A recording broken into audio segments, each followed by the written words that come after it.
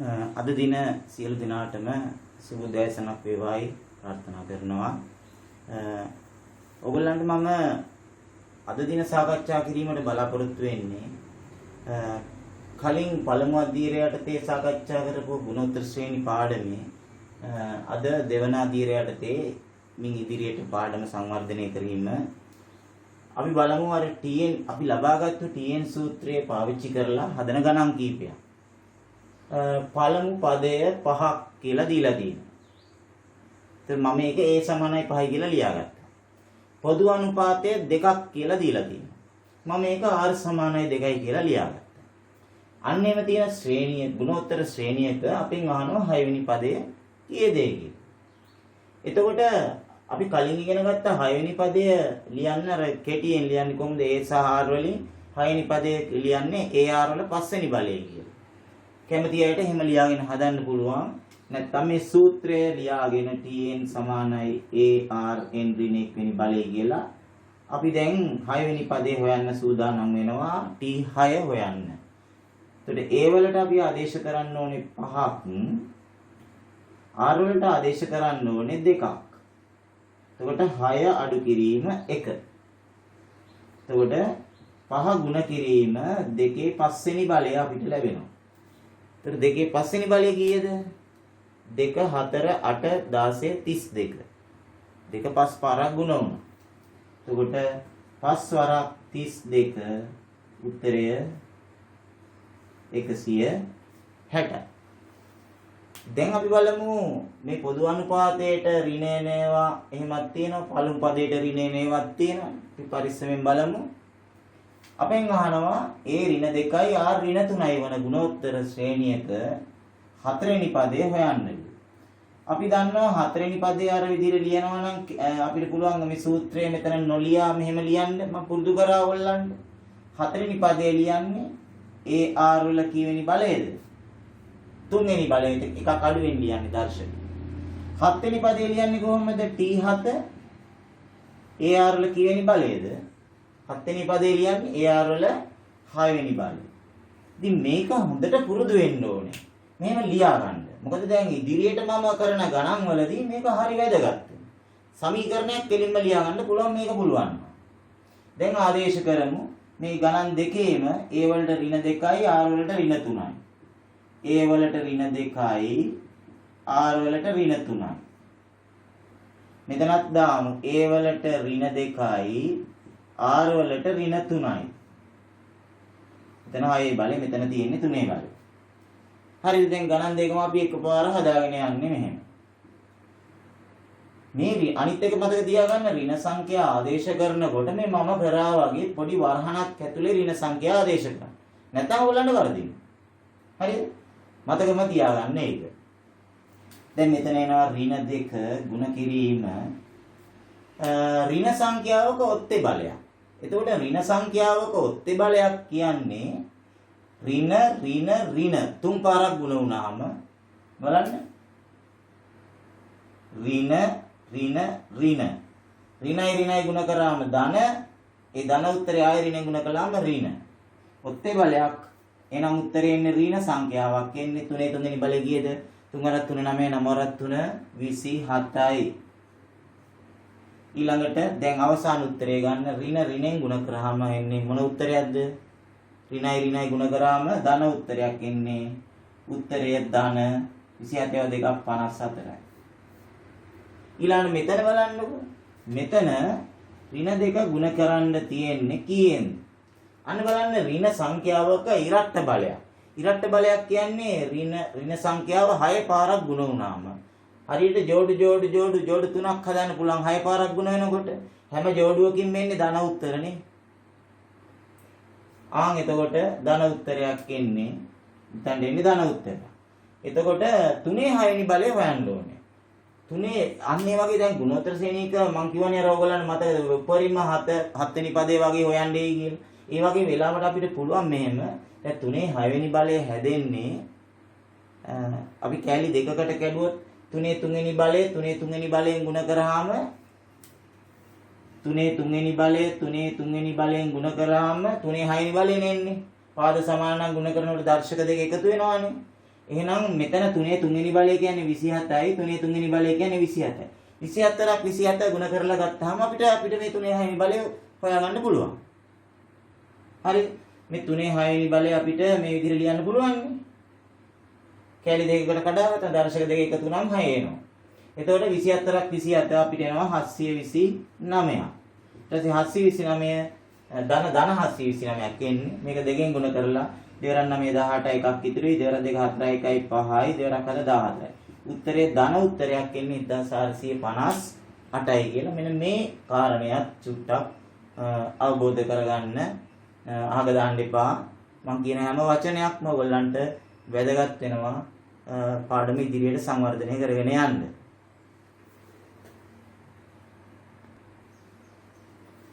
මෙන්න ඊළඟ ප්‍රශ්නය තුන්වෙනි ප්‍රශ්නය ගුණෝත්තර ශ්‍රේණියක 6 වෙනි පදය මම දෙනවා 1701යි. ඒතර මම දෙනවා ගුණ ශ්‍රේණිය අර 6 වෙනි පදය 1701යි කියලා. පොදු අනුපාතය 3ක් කියලා දෙනවා. පළවෙනි පදේ කීයද කියලා අහනවා. එතකොට 6 වෙනි පදේ 1701 නම් P6 කියන්නේ 1701යි. පොදු අනුපාතයේ 3 නම් R කියන්නේ 3යි. ඒ තමයි අපෙන් අහන්නේ. එහෙනම් අපිට තියෙන්නේ පදයක් දීලා පළවෙනි පදේ අහනවා. එතකොට TN සූත්‍රය පාවිච්චි කරන්න ඕනේ. විභාගෙදී නිවැරදිවම මොන සූත්‍රයේද පාවිච්චි කරන්න ඕනේ කියලා ඔයගොල්ලෝ තේරුම් අරගන්න ඕනේ. එහෙනම් මම T6 1701යි නේ කියන 6 වෙනි පදේ 1700. එහෙනම් මම TN වෙනුවට දාන්න ඕනේ කීයද? 1701. ඒ T6 කියන්නේ 1701. ඒ වලට දාන්න මොකද්ද? අපි දන්නේ නැහනේ. ඒ තමයි හොයන්න යන්නේ. එතකොට R වලට අපි දානවා 3ක්. 3 n ඍණ 1. ඒතර n ඍණ 1 කියන්නේ 6 ඍණ 1. 6 වෙනි පදේ නේ 6 ඍණ 1. එතකොට 1701 සමානයි. ඒ ಗುಣ කිරීම 3 පස්වෙනි බලය. 1701 සමානයි. ඒ ಗುಣ කිරීම 3 පස්වෙනි බලය කීයද? 3 පස් පාරක් ගුණ වෙන්න ඕනේ. 3 අරක් 3 9යි, 9 අරක් 3 27යි, 27 අරක් 3 කීයද? 81යි. 81 ඒවත් 3ක් 243යි. දැන් අපි මොකද කරන්නේ? ඒ හොයන්න නම් මේ දෙපැත්තම බෙදන්න ඕනේ 243. එතකොට අපිට ඒ වලට උත්තරයක් ලැබෙනවා. 1700ක 243න් බෙදුවාම කීයද? අපි දැන් අනුමාන වශයෙන් හරියටම උත්තරයක් එනවා කියලා හිතුවොත් බලන්න මෙන්න මේ තුනේ ඉලක්කම කීයෙන් ගුණ වුණාමද අගට එකක් එන්නේ. 3 අරක් කීයද? අගට එකක් එන්නේ. 3 අරක් 15යි, 3 අරක් 18යි, 3 අරක් 7 21යිනේ. 7ක් කියලා අනුමාන වශයෙන් හිතුවොත් 243 අපි 7ෙන් ගුණ කරලා බලමු. 4 3 21යි 2ක් ඉතිරි 4 4 28 29 30 මෙතන දැම්මා 3ක් ඉතිරි 4 2 14 3 14 බලන්න හරියටම 7ක් නේද තියෙන්නේ. උත්තරය ඒ සමානයි 7යි. දැන් ඊළඟට මේ ගාන ඔයගලන්ට තව එහාට ගෙනියන්න පුළුවන්. දැන් පළවෙනි පදේ දන්නවා. ඒ සමානයි 7යි.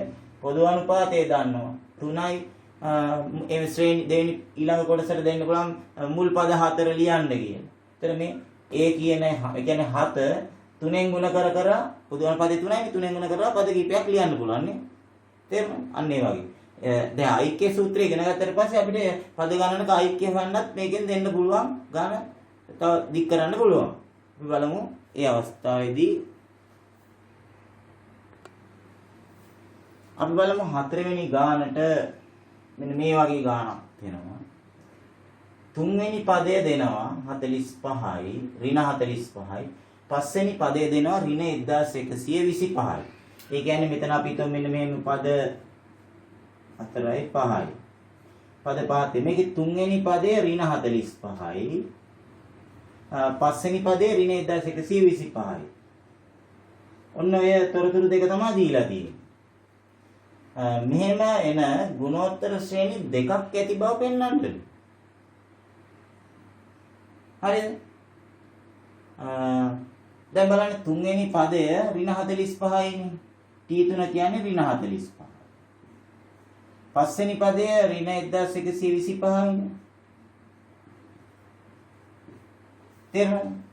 දැන් අපි මේ දෙක සමීකරණයක් විදිහට ලියුවොත් තුන්වෙනි පදයේ සමානයි ඍණ 45යි. පස්වෙනි පදයේ සමානයි ඍණ 1125යි. තුන්වන පදය. මේ තියෙන්නේ පස්වන පදය.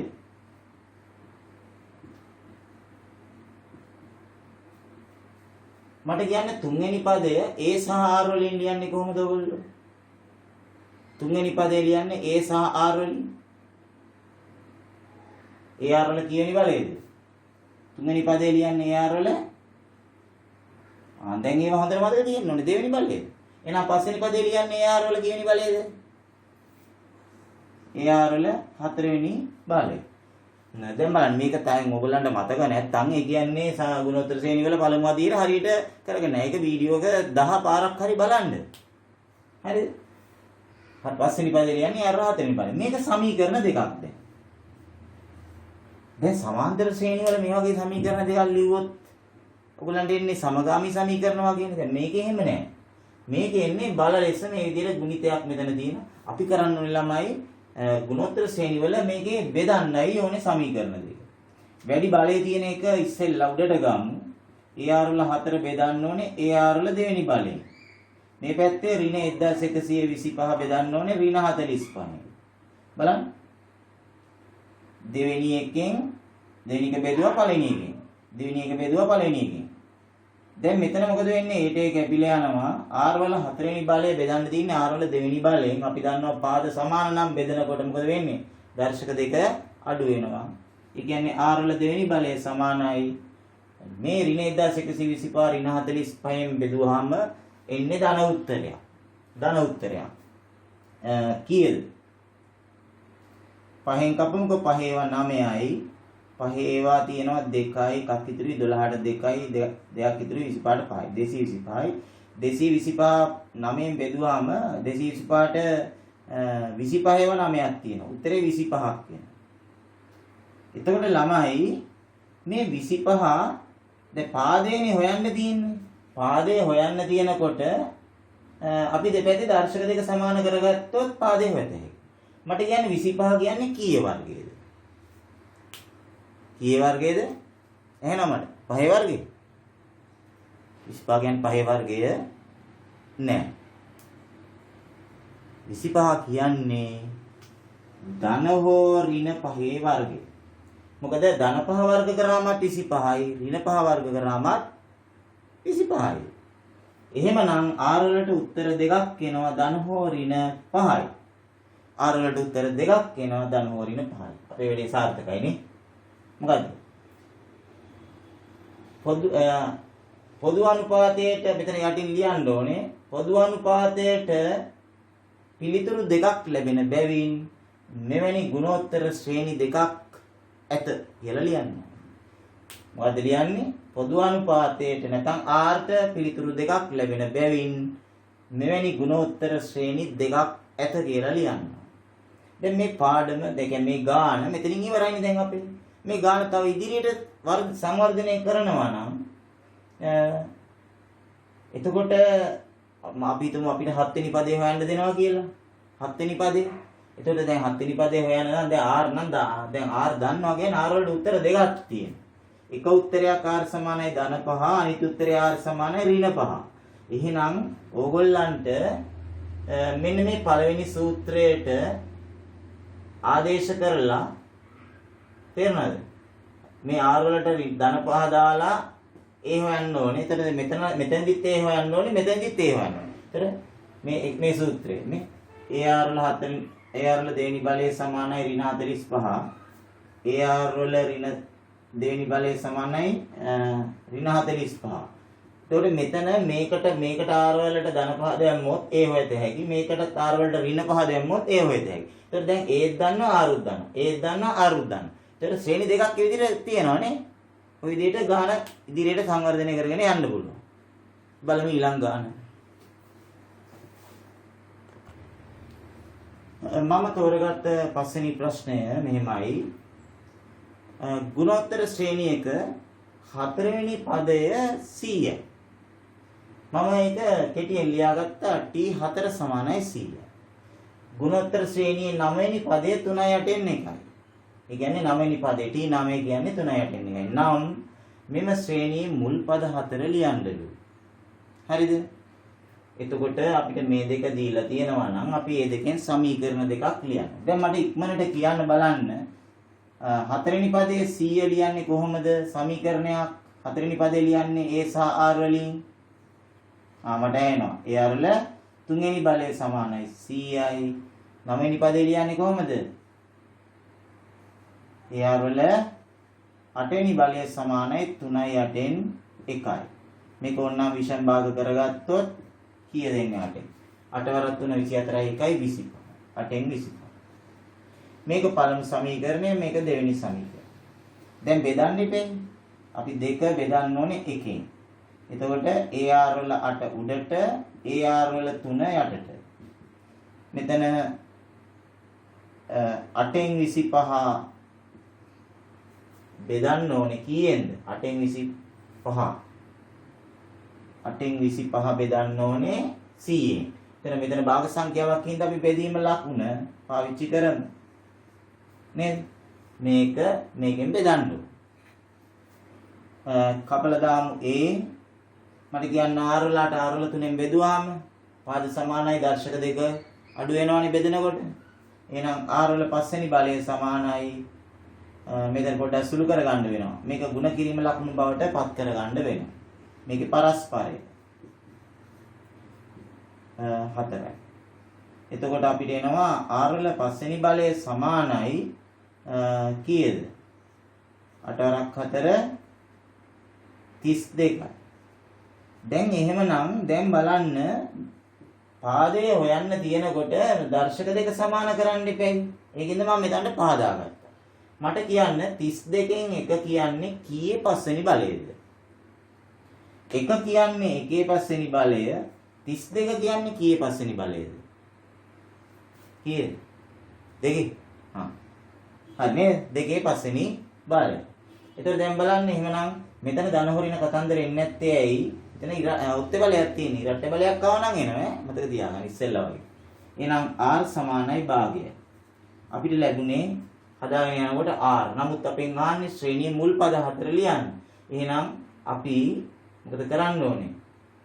මේ භාගය ආදේශ කරන්න ඕනේ මේ පළවෙනි සමීකරණයට. පළවෙනි සමීකරණය නැවත ලියාගෙන ඔය විදිහට ලියාගෙන මේකේ r තියෙන තැනට දාන්න ඕනේ කීයක්ද? පළවෙනි සමීකරණයේ r තියෙන තැනට අපි කීයද දාන්නේ? දෙකෙන් එකක් දාමු.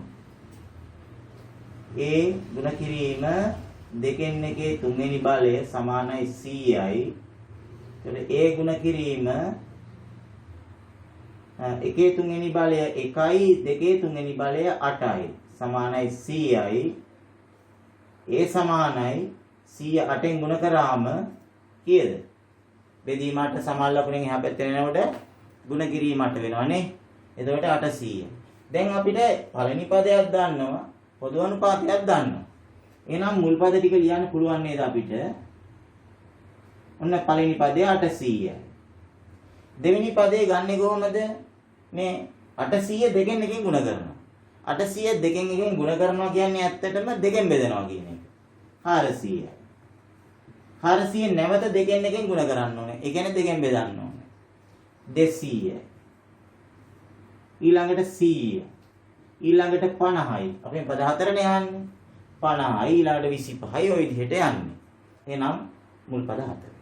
ඔන්න අද අපි ගුණෝත්තර ශ්‍රේණි පිළිබඳ විශාල ලෙස සාකච්ඡා කරා දෙවෙනි අධීරය යටතේ. අපිට තව ඉතුරු වෙලා තියෙනවා දැන් ඊළඟට ඓක්‍ය සූත්‍රයක් ලබා ගන්න SN සඳහා. අපි ඒක ඊළඟ තුන්වෙනි අධීරය යටතේ අපි ඒක ගැන කතා කරලා ඒකෙන් ගැටලු හදමු. එහෙමනම් මම අද ඔයගොල්ලන්ගෙන් සමු ගන්නවා මේ කරපු දේවල් ඔක්කොම හොඳට අධ්‍යයනය කරන්න, කීප වාරයක් බලන්න, කීප වාරයක් හදන්න, හොඳ දැනුමක් ලබා ගන්නයි කියලා ඉල්ලා සිටිමින් අද දවසේ මම ඔබේ සප ගන්නවා. ස්තුතියි. ආයුබෝවන්.